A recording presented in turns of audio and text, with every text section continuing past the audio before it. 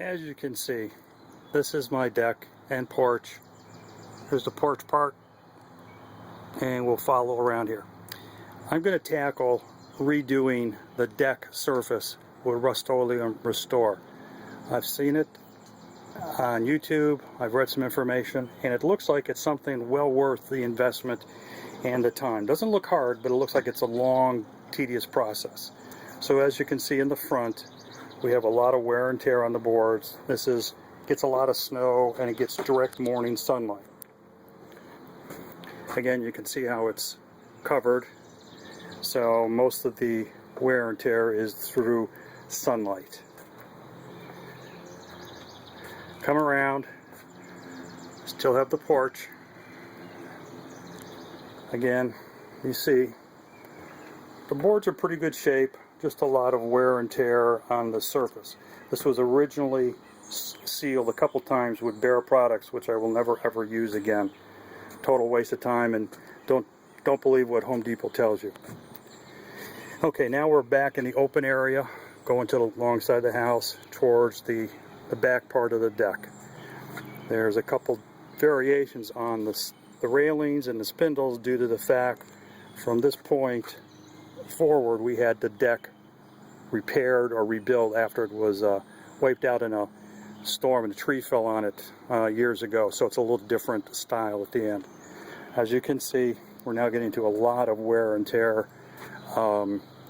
Couple things, we had a lot of snow in this area and a lot of sunlight. The boards themselves are pretty well spaced apart in some areas and some not. There's some gouging since we did use a pressure washer a couple years ago. My wife got a little bit too close and gouged it, but a Restore is supposed to fill in some spaces and give you a complete surface, which I hope it does. Now we also have a lot of trees along the side, so we have covering where you get some, as you can see, some of the mildew buildup. Again, once this Restore was on, it's supposed to alleviate that problem. The big chore is going to be removing all of the deck furniture. The tomato plants, I got to do this before they get too big, and Linda ties it onto the side of the deck so that the plants grow nicely. Again, you can see a lot of wear and tear on the deck. The Bear product is still on there, but it flakes off. But according to the Rustoleum ads, you use some of their deck cleaner and its surface cleans the surface. Redundant words, but it will also then give you a good base to put on the Restore. Again, a lot of trees, and one of our biggest problems you can see on this part is we have a beautiful 25-year-old Japanese maple, and it created a lot of shade, and in essence then created quite a bit of mildew.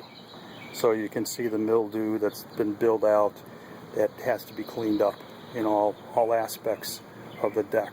The preparation is going to be somewhat crazy, but it's supposed to be easy to do.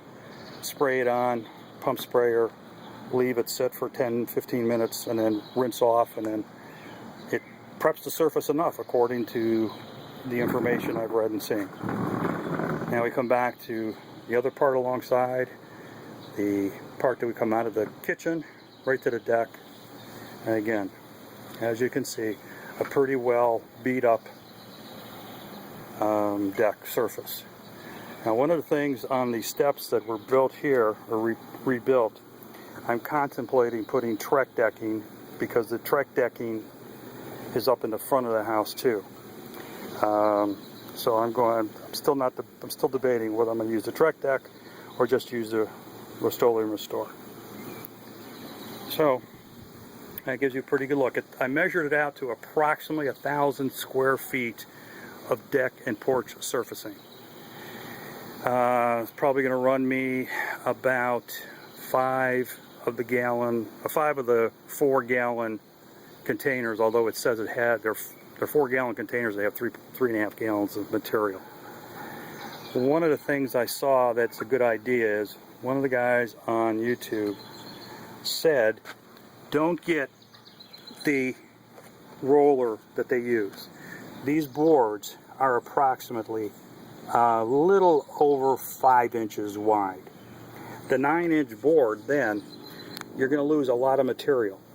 What the guy suggested was to get the board, the roller, and cut it down to just about from here to there.